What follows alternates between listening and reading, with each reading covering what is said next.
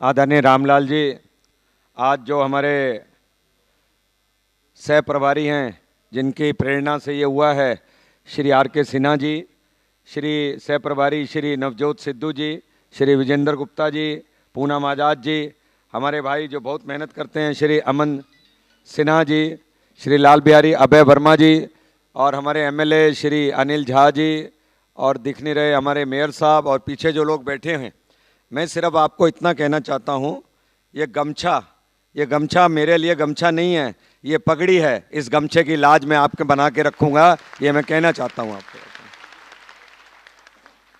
जिस तरह से आपने इतना अभिनंदन करके, हार करके, गमछा करके अभिनंदन किया है, मैं आपके माध्यम से दिल्ली में रहने वाले 30 लाख पूर्वांचलियों को बहुत बहुत अभिनंदन करना चाहता हूँ। पूर्वांचलियों की बहुत समस्याएं हैं। 30 लाख से ज़्यादा लोग अनाधिकृत कॉलोनी में रहते हैं, झुग्गी झोंपड़ी के अंदर रहते हैं।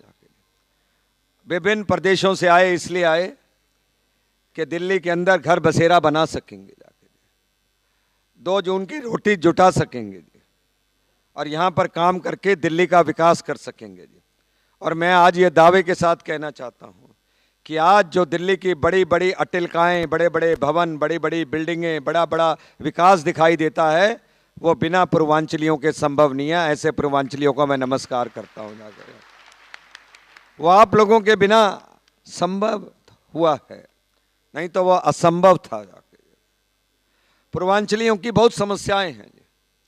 उनके राशन कार्ड की समस्या है, आधार कार्ड की समस्या है, ड्राइविंग लाइसेंस की समस्या है, रजिस्ट्रेशन ऑफ वोटर की समस्या है, और सबसे बड़ी समस्या पुलिस की है। और मैं ये कहना चाहता हूं, जिस दिन भारतीय जनता पार्टी शासन के अंदर आएगी, सबसे पहले पूर्वांचलियों की इन समस्याओं को खत्म करके दिखाएगी, ये मैं कहना चाहता हूं आप लोगों को। कुछ चाहिए नहीं आपको जाके, पूर्वांचलियों को चाहिए तो प्यार चाहिए जी। जैसा हमारा प्रदेश के अध्यक्ष जो बहुत मेहनत करते हैं जी, इस हीरे को मैं कहां से चुन के लाया हूं मैं ही जानता हूं जाके आकर। ये आज से नहीं, पहले से हमारे साथ बहुत साल पहले से जुड़े हुए हैं जाके जी। अभय सिन्हा जी ने इससे पहले वो जो अध्यक्ष थे, बहुत काम किया था जी। मैं इनकी पूरी टीम को नमस्कार करना चाहता हूं, जो पूर्वांचल अभय वर्मा जी ने बहुत काम किया था जाके जी। अब तो मैंने ये कह दिया है कि मेरा नाम भी आज से विजय गोयल पूर्वांचली हो गया, ये समझ लीजिए बात को जाके। क्यों? 30 लाख लोगों की सेवा करने का मैंने व्रत लिया है जाके। आप लोगों की समस्या हल करने की मैंने कसम खाई है। और मैं आज आपको ये कहना चाहता हूँ, विजय गोयल के दरवाजे 24 घंटे आपके लिए खुले हैं। आधी रात को आना, आजमा कर देख लेना, कोई समस्या हो उसके लिए हल करनी है। आते हैं लोग हमारे पास अस्पताल और दूसरी समस्याओं के लिए, एक एक समस्या को निदान करते हैं। आज 3.5 लाख लोग हमारी फेसबुक के ऊपर हैं, और खाली फेसबुक पे हम उनसे चैटिंग नहीं करते, उसके अंदर जितनी समस्याएं आती हैं उनको हम हल करने की भी कोशिश करते हैं। दोस्तों, 15 साल के अंदर कांग्रेस ने पूर्वांचलियों को, गरीब आदमी को इग्नोर किया है जाके। उनकी समस्याओं पर उन्होंने ध्यान नहीं दिया है। इसलिए आप देखते हैं आज अनाधिकृत कॉलोनियों को कहते हैं निमित्त नहीं हुई जी। सीवर की वहाँ व्यवस्था नहीं है, पानी की व्यवस्था नहीं है, बिजली के बिल आसमान के ऊपर जा रहे हैं। जो गरीब आदमी अपना देश परदेश छोड़कर यहाँ पर आके बसा है, वो इसलिए बसा कि 2 जून की रोटी जुटा सके जी। किंतु दिल्ली के अंदर महंगाई इतनी हो गई है जिसका कहना नहीं है। बोलो, दिल्ली में महंगाई है या नहीं है? दोनों हाथ खड़ के बताइए, महंगाई है या नहीं है? दिल्ली में हर चीज महंगी हो गई है। पेट्रोल, डीजल, गैस महंगा हुआ है, आटा, तेल, दावल, चावल, चीनी महंगी हो गई, और तो और टमाटर आलू के साथ प्याज भी महंगी हो गई। 2 रोटी के साथ आदमी प्याज रखकर उस पर खा लेता जाके।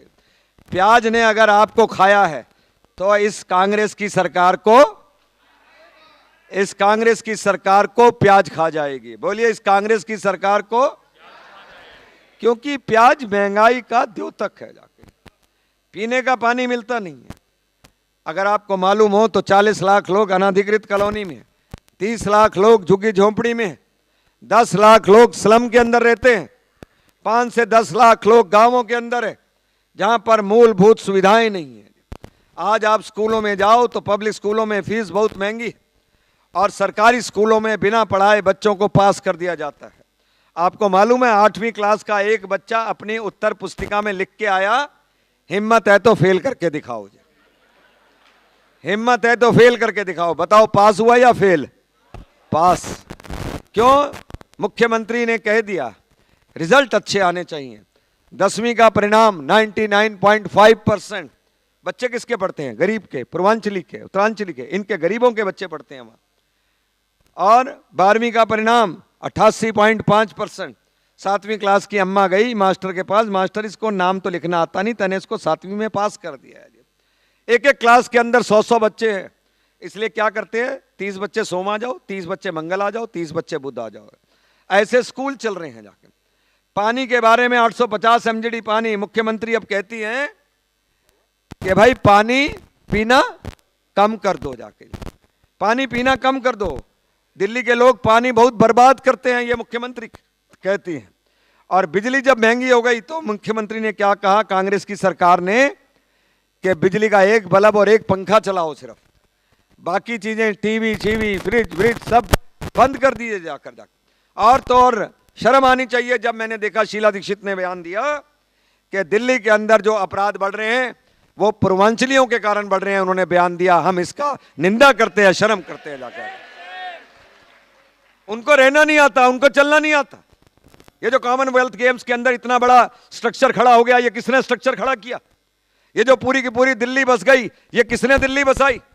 वो जो खून पसीना जिसने लगाया वो किसने लगाया? इस बात को कांग्रेस सरकार भूल गई और आज महंगाई को इतने दम के ऊपर कर दिया है। रुपया का डॉलर के मुकाबले रुपया इतना गिर गया है कि आप आज देखिए कि एक तरह से दिल्ली से पूर्वांचलियों को भगाने की कोशिश हो रही है कि दिल्ली को इतना महंगी कर दीजिए जी। मैं आप लोगों को कहना चाहता हूं, जिस दिन भारतीय जनता पार्टी सत्ता के अंदर आएगी, बिजली के दाम कितने % कम करके दिखाएगी? 30% कम करके दिखाएगी जी। मेरे पास कोई जादू की छड़ी नहीं है, कांग्रेस भी चाहे तो इसको कम कर सकती है। मोबाइल के दाम 1996 में 6 लाख रुपए थे, आज 30 पैसे पे दाम आ गए हैं। क्यों? एयरटेल, एयरसेल, इन सब का कंपटीशन कराया। हम भी जब आएंगे तो इन बिजली कंपनियों का कंपटीशन करा देंगे, टाटा का, BSES का, BYL का, NDPL का, और बिजली के दाम 30% कम आ जाएंगे। हम पानी की समस्या हल करके दिखाएंगे। मुनक नहर जिसके ऊपर 440 करोड़ रुपया खर्च कर दिया और एक बूंद पानी नहीं आया, उस दिन हुड्डा जी के हलक से हम उस पानी को निकाल कर लाएंगे, मुनक नहर से पानी लेकर आएंगे जिस दिन हम सत्ता के अंदर आएंगे। पानी की समस्या डिस्ट्रीब्यूशन की समस्या है जी। वाटर ट्रीटमेंट प्लान एक तरफ है और पानी दूसरी तरफ चाहिए, उस तरफ तक पानी की पाइपलाइनें नहीं है। दिल्ली के अंदर 40% एरिया के अंदर सीवर लाइन नहीं पड़ी हुई है जी। दिल्ली के अंदर आप ये देखेंगे पानी की लाइनें नहीं बिछी हुई हैं जी। दिल्ली के अंदर आप देखेंगे आज भी मोटी मोटी तारें बिजली की ऊपर से जा रही हैं जी। दिल्ली के अंदर आप देखेंगे तो अपराध आसमान के ऊपर बढ़ गए हैं। जब खुद मुख्यमंत्री कहेंगे कि उनकी बेटी सुरक्षित नहीं है दिल्ली के अंदर, तो मेरी सारी माँ बहनें डर जाती हैं कि ये मुख्यमंत्री की बेटी सुरक्षित नहीं है, हमारे को क्या सुरक्षा देगी जाके। जिस दिन बीजेपी की सत्ता के अंदर आएगी उस दिन हमारा इकबाल इतना बड़ा होगा कि अपराधियों को डर होगा और अपराधियों को पता होगा कि एक अपराधी भी छूट के नहीं जा सकता जी। पुलिस चलती है, अपराधी डरते हैं, इकबाल से जाके चलते हैं। अगर गवर्नमेंट का इकबाल है, पुलिस का इकबाल है, तो एक अपराध नहीं हो सकता है जाके। दोस्तों मैं लंबा नहीं बोलना चाहता जी। दिल्ली की बहुत समस्याएं हैं जाके। दिल्ली को स्लम बना के डाल दिया गया है जाके, और उसके ऊपर लोगों को उनके हाल के ऊपर छोड़ दिया है कि जाइए जब मर्जी चाहें, सड़कें भर जाएंगी पानी से, कभी ना कभी तो पानी निकल जाएगा। प्याज के दाम 80 रुपए से 100 रुपए बढ़ जाएंगे, कभी ना कभी तो नीचे आएगा जी। रुपए का अमूल्यन हो जाएगा, कभी ना कभी तो ठीक हो जाएगा। किंतु उसके लिए चाहिए विजन चाहिए, सपना चाहिए जाके। दिल्ली की 5 साल की प्लानिंग नहीं, दिल्ली की 20 साल की प्लानिंग चाहिए। 20 साल बाद कितनी सड़क चाहिए, 20 साल बाद कितना सीवर चाहिए, 20 साल बाद कितना पानी चाहिए, 20 साल बाद कितने स्कूल कॉलेज यूनिवर्सिटी चाहिए, 20 साल बाद कितनी बिजली चाहिए। उसकी अगर आज नहीं सोच बनाएंगे तो ये बिजली विकास नहीं हो पाएगी। और हम ये कहना के जाना चाहते हैं, भारतीय जनता पार्टी 20 साल की प्लानिंग करके आज से काम कर शुरू करेगी जब से सत्ता में आएगी। और पूर्वांचलियों के लिए मैं कहना चाहता हूं, मैं सूरज होने का दावा नहीं करता, मैं सूरज होने का दावा नहीं करता और मिटाने का अंधकार पृथ्वी से, किंतु मैं एक दिया जरूर हूं। तम से युद्ध करना एकमात्र मेरा लक्ष्य है। हवाएं दुखों की और अंदर तकलीफों की मेरी लौ को डिगा तो सकती हैं, लेकिन बुझा नहीं सकती। लौ को डिगा तो सकती हैं, लेकिन बुझा नहीं सकती। जय हिंद, जय भारत।